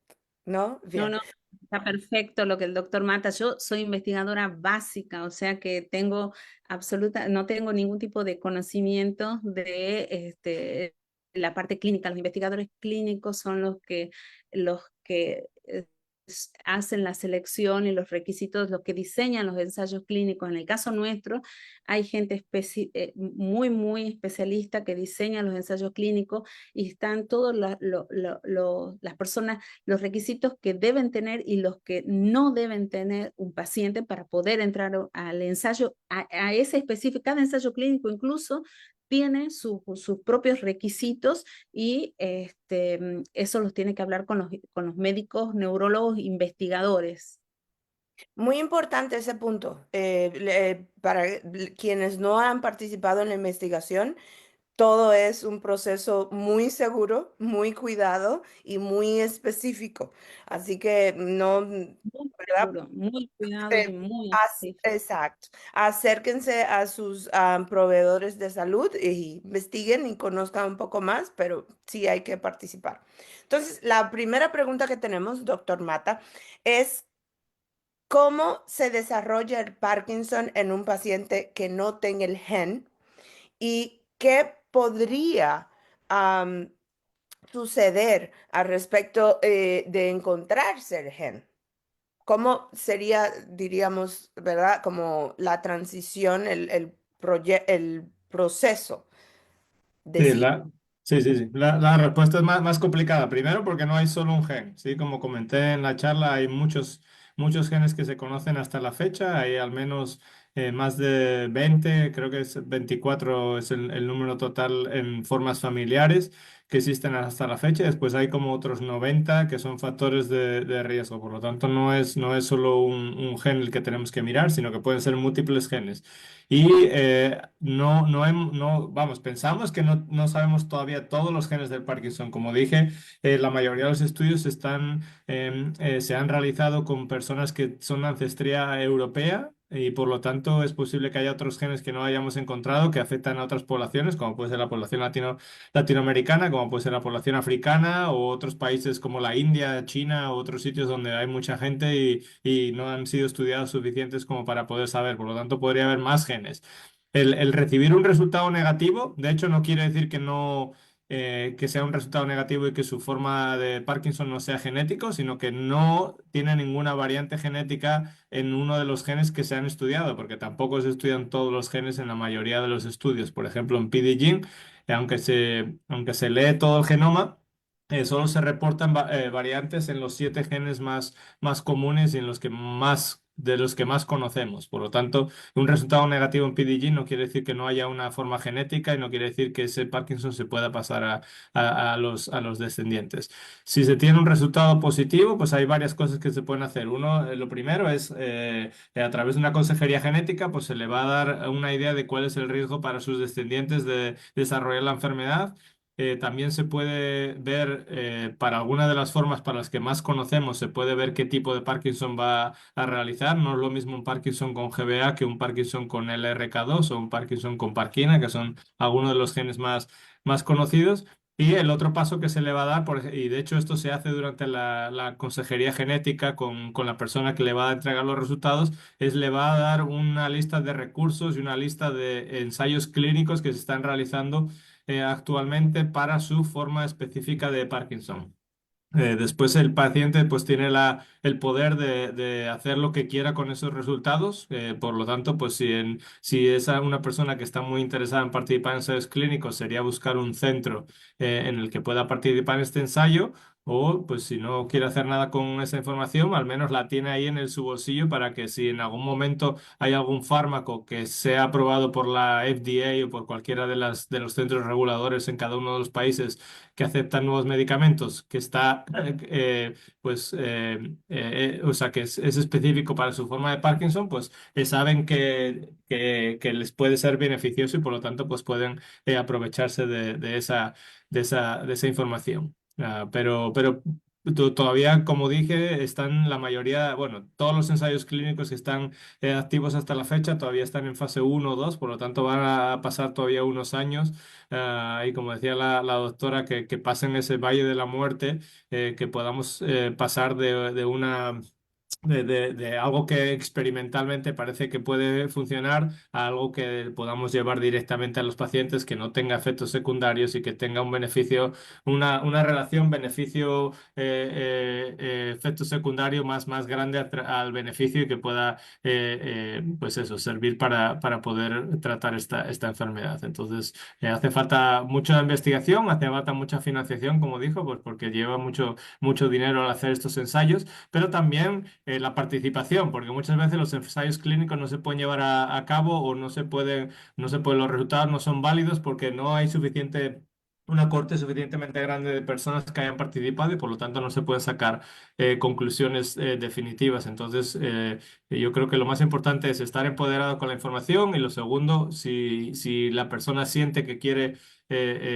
participar, pues estar siempre activo y conocer qué se está haciendo en la investigación o hablar con el neurólogo, ¿sí? Para estar siempre a la última y participar cuando les haga la oportunidad de levantar la mano y decir, yo tengo GBA y quiero participar en este nuevo ensayo clínico para ver si este medicamento me puede funcionar o no. Es decir, siempre teniendo en cuenta que es un miedo que se tiene de que las personas a veces que participan en estos ensayos se sienten como si fuera un animal de laboratorio, ¿sí? Y siempre teniendo en cuenta que estas fases uno y 2 normalmente se prueban, sobre todo la fase uno se prueban en personas que no tienen la enfermedad, simplemente para ver los efectos secundarios. O sea, nunca se pasa de fase sin saber que ese medicamento es relativamente seguro.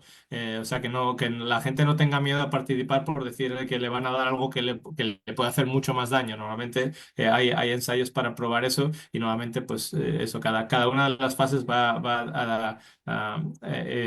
haciéndonos entender un poco mejor cuál es el efecto de ese medicamento y no se prueban los pacientes hasta que se sabe que es un medicamento seguro. Muy interesante sus puntos expuestos, porque sí, muchas veces como comunidad tenemos miedo, inclusive simplemente de ir al doctor. Solo eso, solo simplemente eso, y más preguntar y participar, pero debemos participar para encontrar respuestas a todas esas preguntas que tenemos. Y algo que me gustaría, ¿verdad? Y ver si la doctora podría, por favor, ayudarnos a entender mejor desde su punto de vista ya como ya desarrollando un estudio y llevándolo a la FDA, el Food and Drug Administration, por sus siglas en inglés, para que sea aprobado. ¿Cuáles son esos requisitos o pasos que se deben seguir ya cuando se tiene toda esa corte, toda esa información de pacientes o participantes en estudios de investigación? ¿Cuáles serían esos? ¿Qué se debe seguir? Bueno, entre los pasos, antes de llegar al tema de los pacientes, por ejemplo, ¿cómo estamos nosotros en este momento ubicados? Tenemos todos los datos preclínicos, más la síntesis, la formulación del fármaco y todo lo demás, los estados en animales de experimentación. Tenemos que pedir lo que se llama una cita con FDA que se llama IND, Investigational New Drug. O sea, nosotros presentamos todo esto con un diseño muy cuidado de un ensayo clínico a la FDA. Y ellos nos devuelven, nos hacen una devolución diciendo si todo lo que nosotros hemos presentado tiene sobre todo la seguridad suficiente como para que la FDA autorice el ensayo clínico. Y eso va también en consonancia con lo que acaba de decir el doctor Mata. O sea, está todo tan cuidado para proteger a la gente que participa en los ensayos clínicos, la cantidad de determinaciones que se nos exige para poder ingresar a la fase clínica es enorme.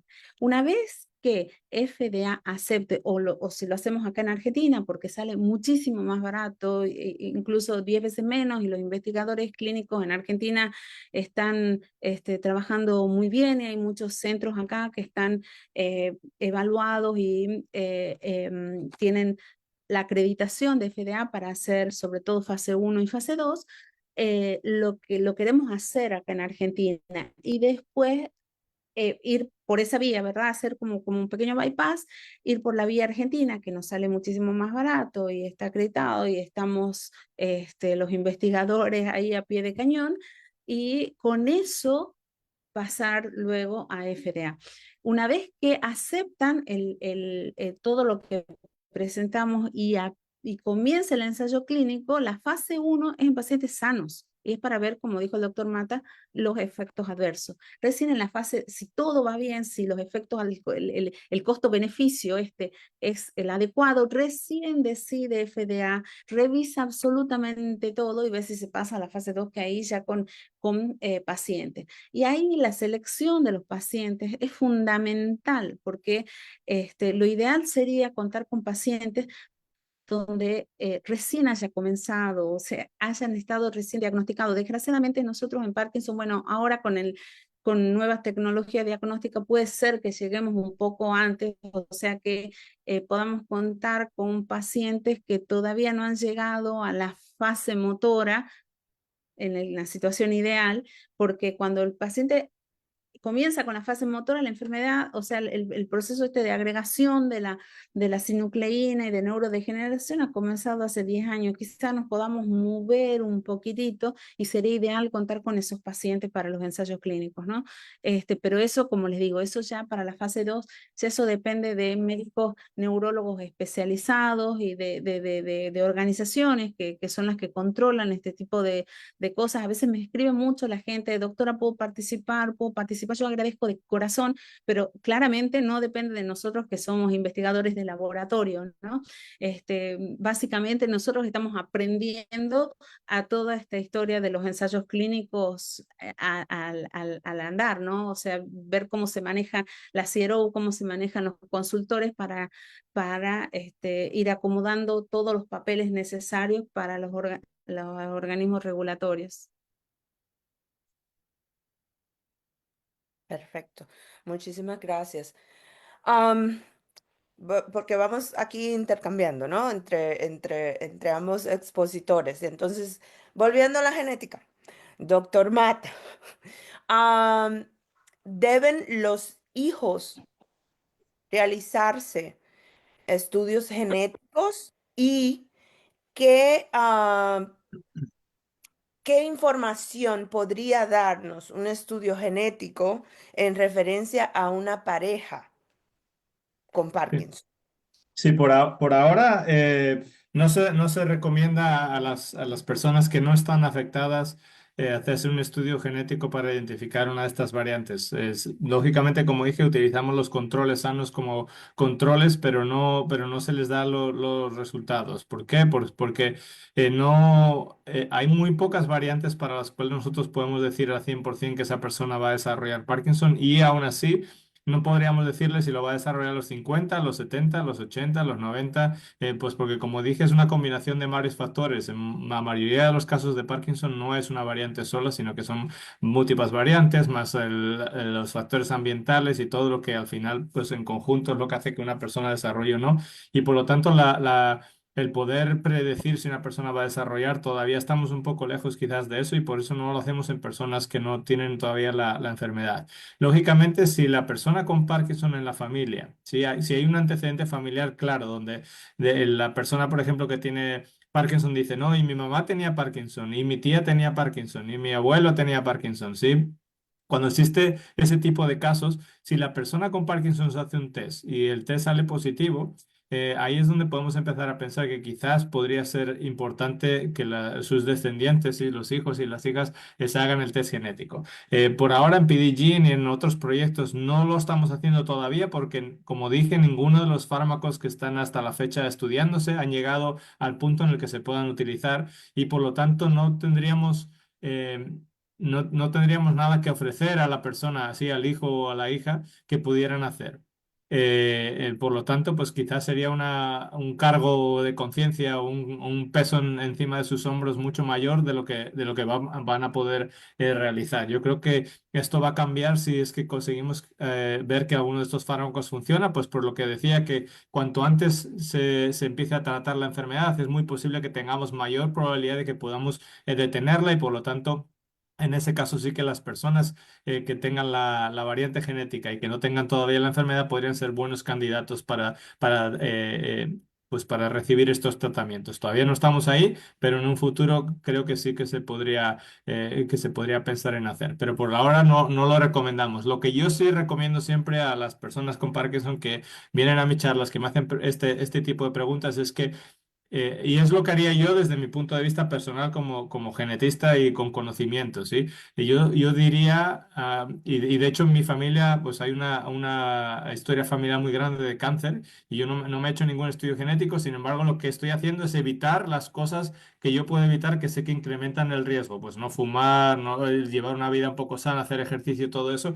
Yo eso lo recomiendo también a las personas con Parkinson, sobre todo hijos y hijas de personas con Parkinson de que tengan en cuenta de que la genética por ahora no la podemos modificar. Si os acordáis del vasito que puse con todas esas rocas, las rocas naranjas de genética no se pueden modificar, con eso nacemos y con eso vamos a fallecer. La parte del envejecimiento por ahora tampoco, no podemos controlar el envejecimiento, todos nos estamos envejeciendo, aunque Rebeca parece que no envejece, no sé cómo lo hace. Quizás ella tenga alguna cosa que no sabemos el resto. Pero nosotros todos envejecemos, el pelo se nos vuelve blanco y es lo que hay. Eso tampoco se puede controlar. Lo que dije que se puede controlar son los factores ambientales. Por lo tanto, si yo sé que tengo una historia familiar de Parkinson, sí, mi papá tiene Parkinson o mis abuelos tenían Parkinson, yo lo que haría es evitar pesticidas. Sí, todos los componentes químicos intentaría comer saludable, lógicamente, e intentar evitar actividades que te puedan causar traumatismos cráneoencefálicos, porque eso también está visto que tiene un alto riesgo de desarrollar la enfermedad. A lo mejor, pues, tomo algo de café, porque parece que la cafeína, por ejemplo, podría ser un efecto protector. Haría ejercicio, que parece que también puede tener un efecto protector.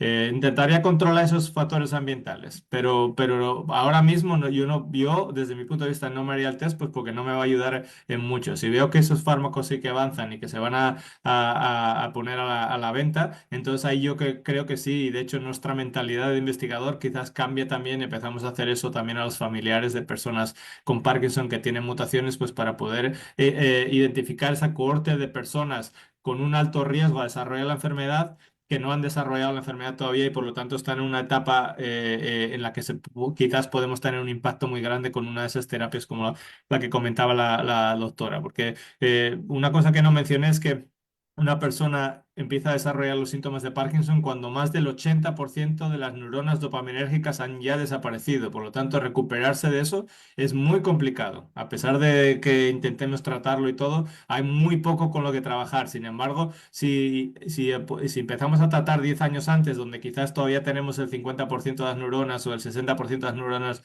dopaminérgicas ahí, quizás ahí podamos tener una oportunidad más grande para tener un efecto importante con esos fármacos. Entonces ahí va a ser crucial el identificar a estas personas.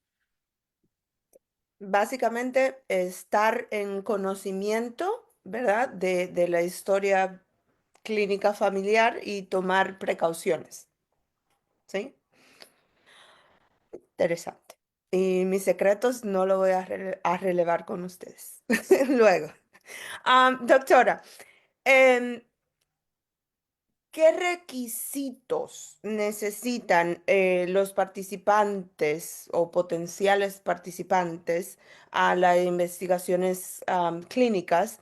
¿Y quién determina los estudios, quién realiza y determina, quién realiza los estudios preliminares y quién determina si son eh,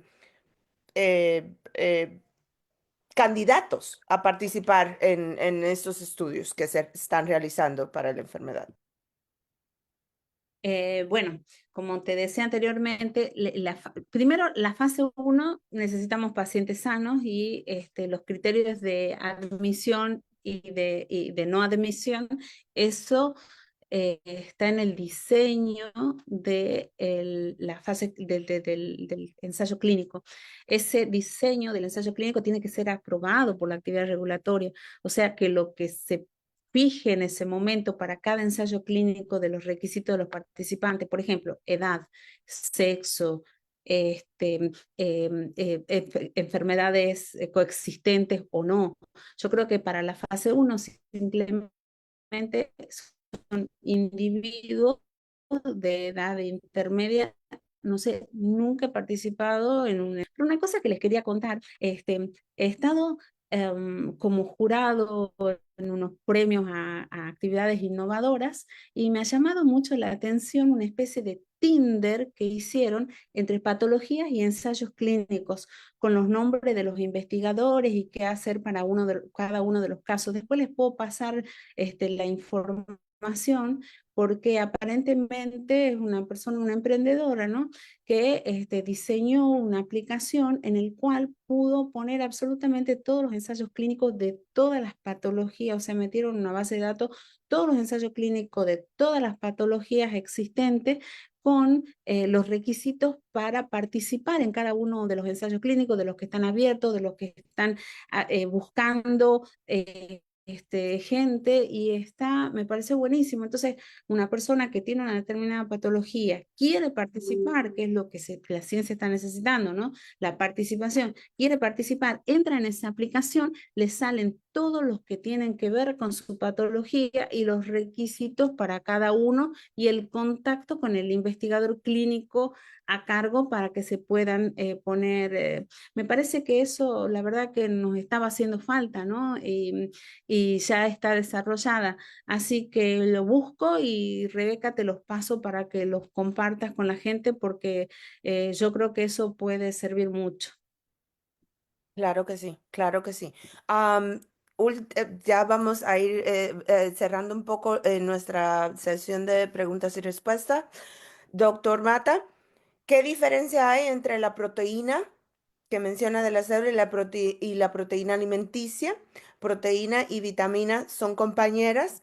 Y si pudiera, por favor, eh, saber, si pudiésemos saber la cantidad de neuronas dopamingénicas que tenemos en el cerebro. Bueno, son preguntas difíciles.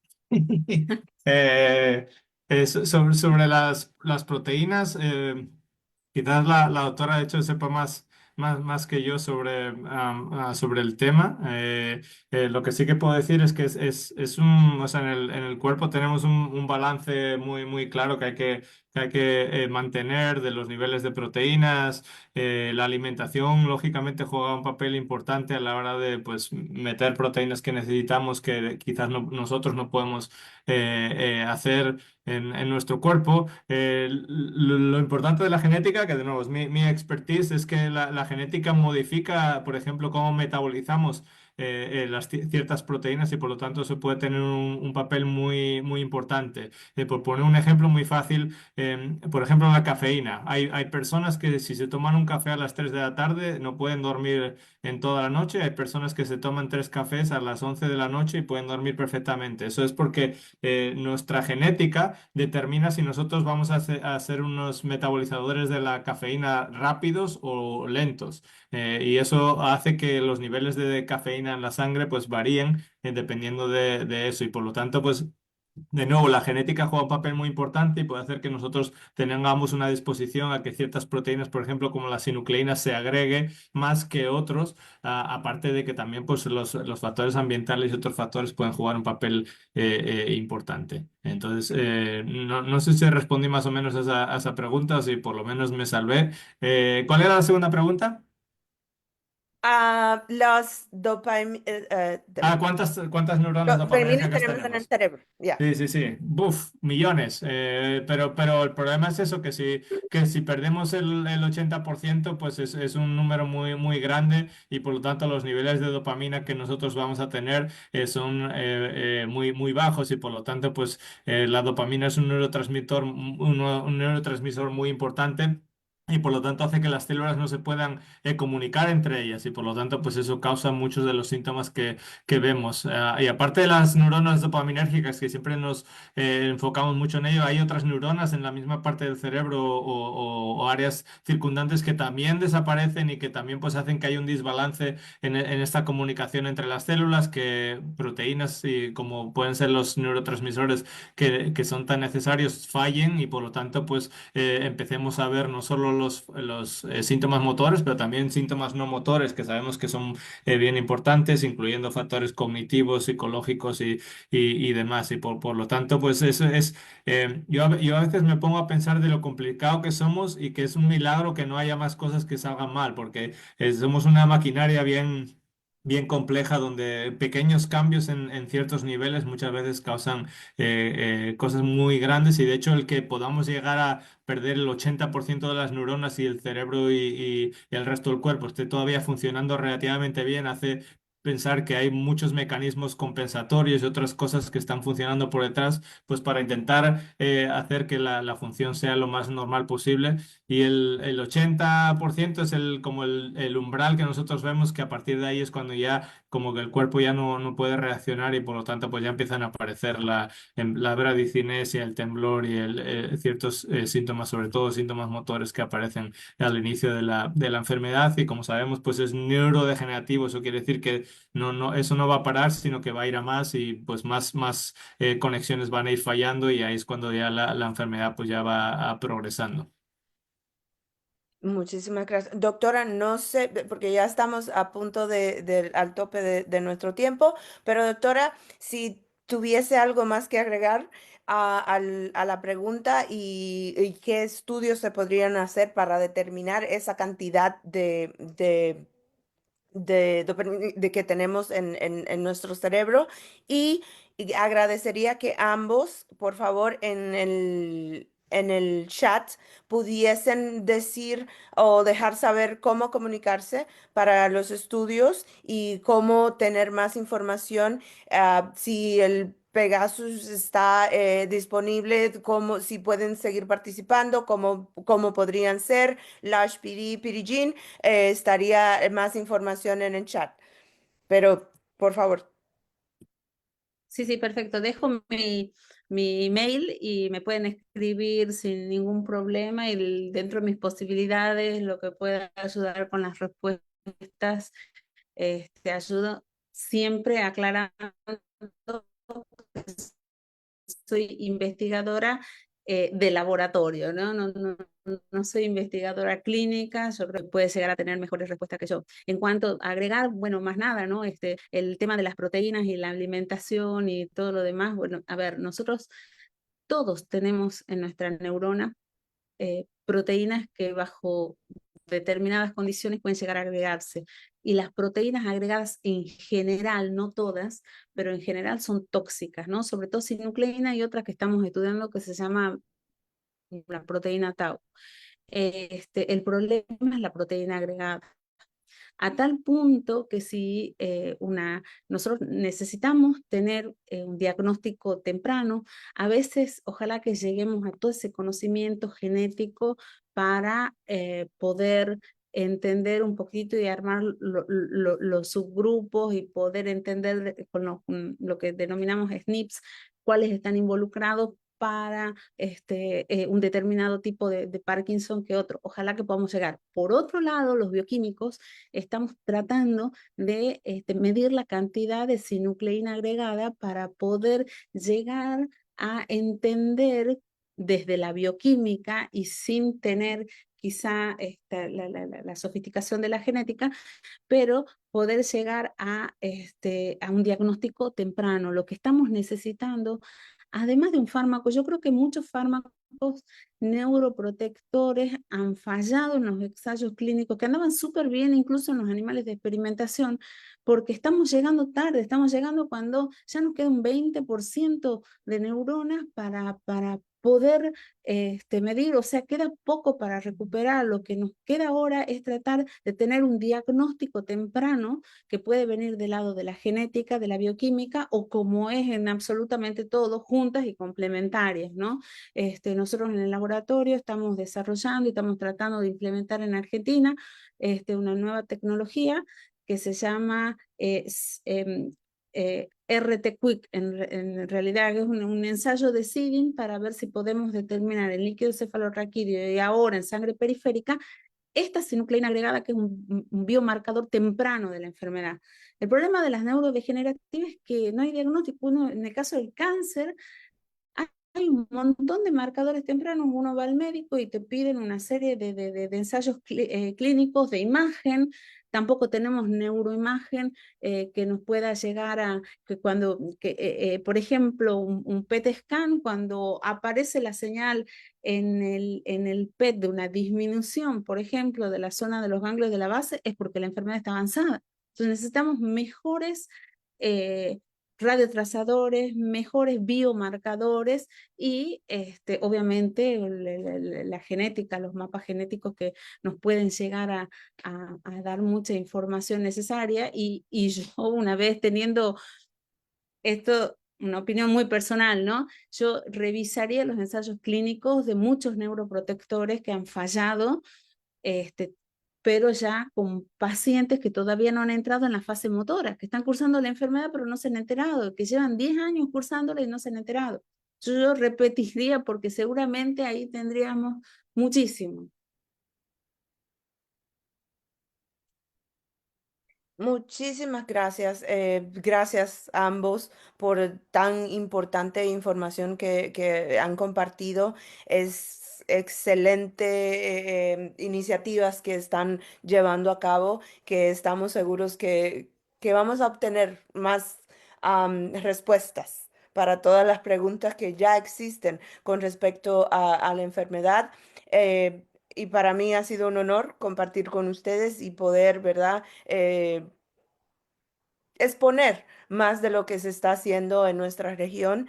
Siempre recuerden consultar a sus doctores. Ellos son las personas que guían y los van cuidando en este trayecto que es el Parkinson. Ellos son las mejores personas para responder preguntas específicas y dejarles saber qué está disponible para ustedes poder participar. Pero por favor, tomen de su tiempo para participar en la investigación, porque así es que obtenemos las respuestas que todos queremos y buscamos. Y como al principio mencioné, son esas respuestas que nos pueden llevar a mejores tratamientos y eventualmente, algún día, podemos celebrar que tenemos una cura para esta enfermedad o algunos síntomas de esta enfermedad. So, siéntanse cómodos en investigar, en conocer mejor y participar en la investigación. Gracias. Adriana. Muchísimas gracias, Rebeca. Muchas gracias por coordinar esta mesa tan importante, doctor Nacho Mata, doctora Rosana Chejín. Muchísimas gracias, realmente. Gracias porque todavía nos extendimos un poco más del tiempo. Acabábamos hace casi 20 minutos, pero me encantó ver el interés de los participantes haciendo tantas preguntas. Normalmente genética es un tema que nosotros traemos, pero no muestra tanto interés. Ahora lo que estoy viendo es esa participación de nuestra comunidad, ese interés de crear esa diferencia. La doctora Roxana dijo, la diferencia es que estamos entrando ya tarde.